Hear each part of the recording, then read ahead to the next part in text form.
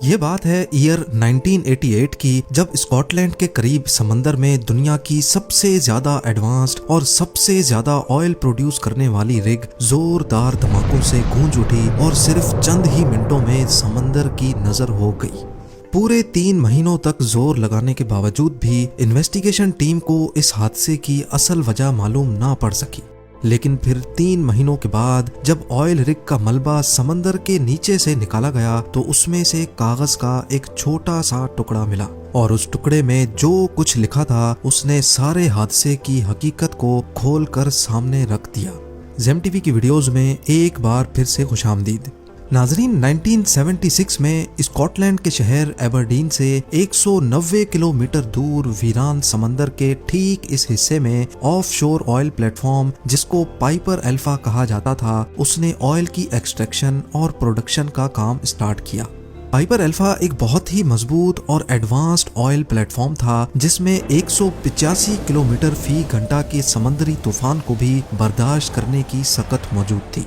था तो ये समंदर के एक ऐसे हिस्से में जहां दूर दूर तक कोई शहर आबाद नहीं, लेकिन पाइपर अल्फा अपने आप ही एक शहर था, क्योंकि एक वक्त में यहाँ 226 वर्कर्स रहते थे जो शिफ्टों में 24 घंटे काम किया करते थे। अपने दौर की हाई टेक रिग होने के साथ साथ पाइपर अल्फा दुनिया की सबसे ज्यादा प्रोडक्टिव रिग भी थी, जो अपने अच्छे वक्तों में डेली 3 लाख से ज्यादा ऑयल के बैरल्स प्रोड्यूस करती थी। इसकी कामयाबी देखते हुए 4 ही सालों के बाद यानी 1980s की शुरुआत में ही इसको नेचुरल गैस और लिक्विड पेट्रोलियम गैस की प्रोसेसिंग के लिए भी इस्तेमाल किया जाने लगा।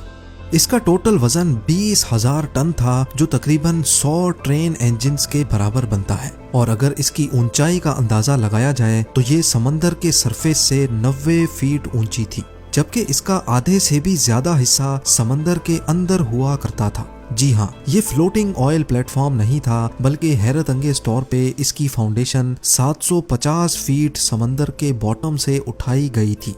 पाइपर अल्फा का मेन काम ऑयल की प्रोडक्शन था, जिसको प्रोडक्शन डेक पे किया जाता था। इस डेक पे कई मॉड्यूल्स इंस्टॉल्ड थे, जिसमें मॉड्यूल ए ऑयल और गैस को पंप करता था, मॉड्यूल बी और सी ऑयल और गैस को प्रोसेस करता था, और इन सब को पावर देने के लिए और पूरी रिग की इलेक्ट्रिसिटी नीड्स को पूरा करने के लिए मॉड्यूल डी था, जिसमें हैवी जनरेटर्स लगे हुए थे।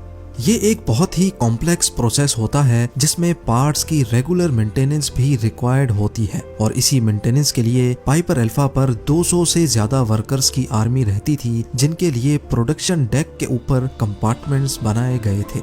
वर्कर्स अपनी ऑफ शिफ्ट में यहाँ रिलैक्स करते थे, जिसके लिए एंटरटेनमेंट, कैफेटेरिया और स्लीपिंग क्वार्टर्स भी मौजूद थे। 6 जुलाई 1988 वाला दिन भी दूसरे दिनों की तरह इन वर्कर्स के लिए एक रूटीन का वर्किंग डे था।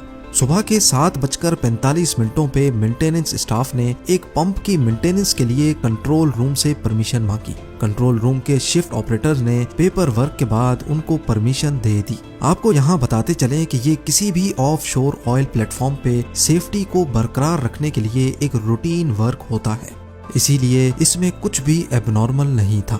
नॉर्मली ऑफशोर रिग्स समंदर के बॉटम से भी कई हजार फीट नीचे से ऑयल और गैस को पंप करती हैं, उनको प्रोसेस करती हैं और फिर कंप्रेसर पंप्स की मदद से उनको रिग से बाहर पाइपलाइंस के जरिए एक्सपोर्ट किया जाता है।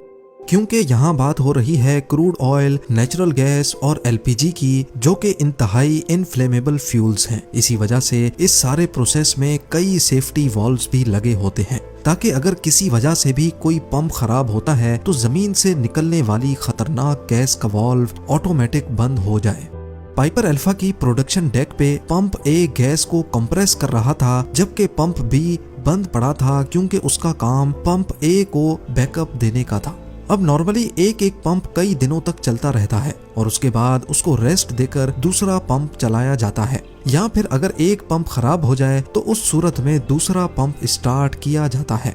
दोपहर के 12 बजे मेंटेनेंस वर्कर इस पंप बी के सेफ्टी वाल्व को खोलने में मसरूफ थे, क्योंकि उसकी मेंटेनेंस ड्यू थी और इस काम के लिए वो ऑलरेडी सुबह को परमिशन ले चुके थे। शाम के 6 बज चुके थे, लेकिन पंप बी के सेफ्टी वाल्व की मेंटेनेंस मुकम्मल ना हो सकी। इसी वजह से वर्कर्स ने ये काम नेक्स्ट डे पे शेड्यूल कर दिया। और इसमें भी कोई खतरे की बात नहीं थी क्योंकि पंप ए अपना काम कर रहा था और अगर रात गए इसमें कोई मसला भी हुआ तो gas valve automatic shut off हो जाएगा। सुबह की शिफ्ट खत्म होने का वक्त आ चुका था। सारे वर्कर्स ने नाइट शिफ्ट वालों को चार्ज दे दिया। नाइट की शिफ्ट में टोटल 62 वर्कर्स थे जबकि बकाया 164 वर्कर्स ऊपर लिविंग क्वार्टर्स में रिलैक्स करने चले गए। नाइट शिफ्ट के वर्कर्स के लिए भी ये एक रूटीन वर्किंग डे था, लेकिन अब वो टाइम आ गया जब चीजें बिगड़ना शुरू हो गईं। रात के 9:45 पर कंट्रोल रूम स्टाफ को एक अलार्म शो हुआ कि पंप ए ट्रिप हो चुका है। ये पंप गैस को 78 एटमॉस्फेयर पे कंप्रेस करता था। ये इतना ही प्रेशर है जितना गाड़ी के टायर में हवा के प्रेशर को 50 टाइम्स बढ़ा दिया जाए। पंप ऑपरेटर की एक टीम पंप ए के पास गई और उसको रीस्टार्ट करने की कोशिश की। नॉर्मली पंप आसानी से स्टार्ट हो जाता है, लेकिन इस बार वो नहीं हो रहा था। अब कंडीशन ये थी कि जमीन के नीचे से गैस मुसलसल टैंक में जमा होती जा रही थी और अगर अगले आधे घंटे तक पंप ना चला तो गैस वाल्व बंद हो जाएगा और इसके साथ ही पूरी रिग का प्रोडक्शन प्रोसेस भी। बेशक ये इतना डेंजरस तो नहीं था, लेकिन वर्कर्स रिग के शटडाउन को हर कीमत पर अवॉइड करना चाहते थे।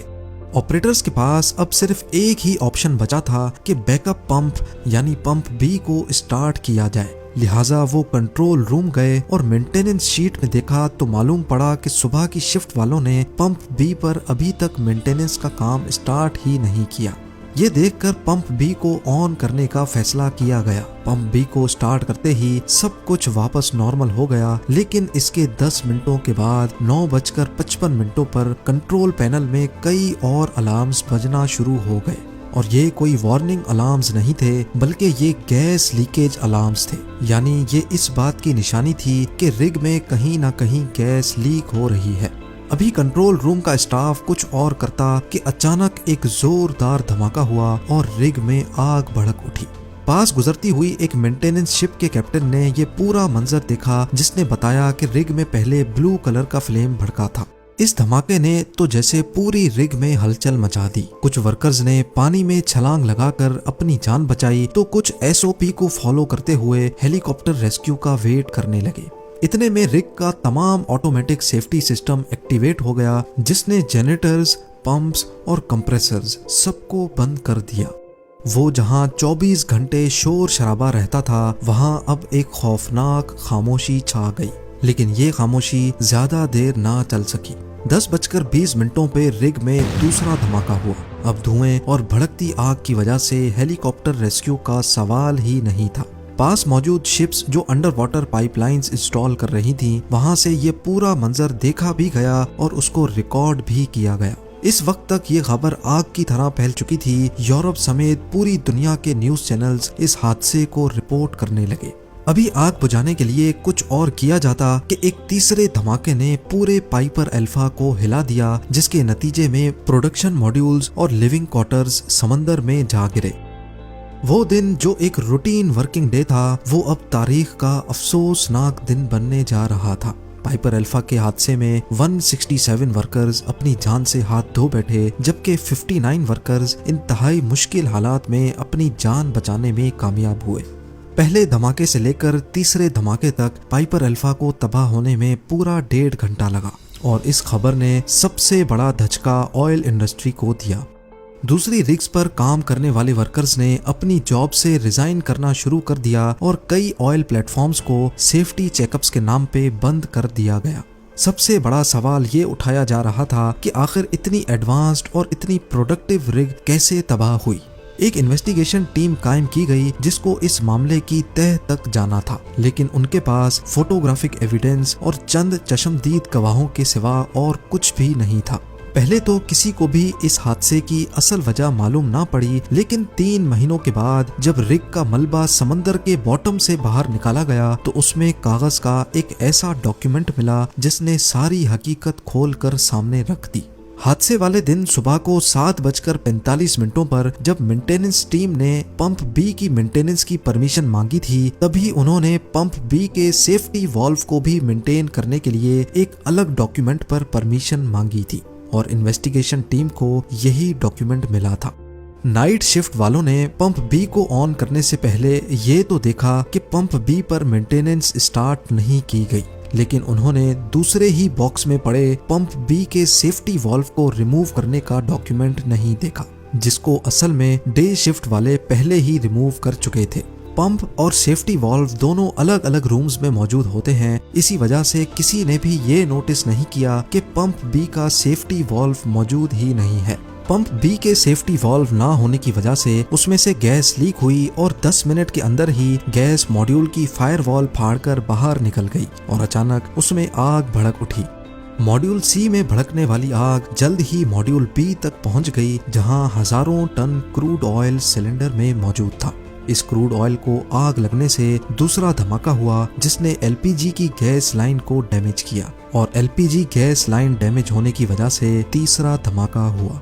अगर आपको इस धमाके की नोयत का अंदाजा लगाना हो तो बस ये जान लें कि पाइपर अल्फा में जिस वक्त आग लगी उस वक्त उसमें इतनी गैस मौजूद थी कि उससे पूरे यूनाइटेड किंगडम की डोमेस्टिक खपत को पूरा किया जा सकता था। इस एक छोटी की गलती की वजह से न सिर्फ कंपनी को 2 अरब यूएस डॉलर्स का नुकसान हुआ, बल्कि कई कीमती जानें भी इस हादसे में जाया हुई।